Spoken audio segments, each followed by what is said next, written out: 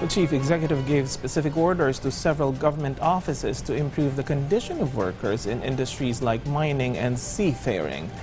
Meanwhile, he also instructed the concerned agencies to try to learn from best practices of the U.S. Federal Emergency Management Agency to help the country cope better in times of disaster. Alan Francisco filed this report.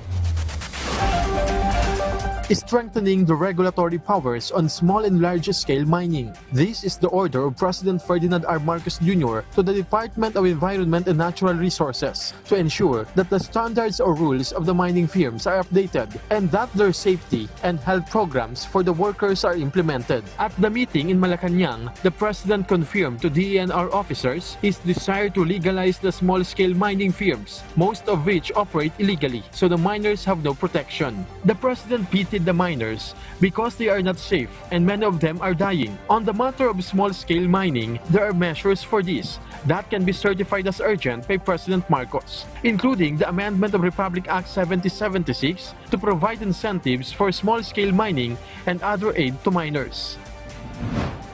Upskill and reskill of seafaring workforce needed in the country. This is what President Marcos says to resolve the scheduled shift of ocean-going vessels to make green hydrogen as a fuel source from 2030 to 2040. According to the President, more training of seafarers will help the correct use of alternative fuels in accordance with global decarbonization objectives.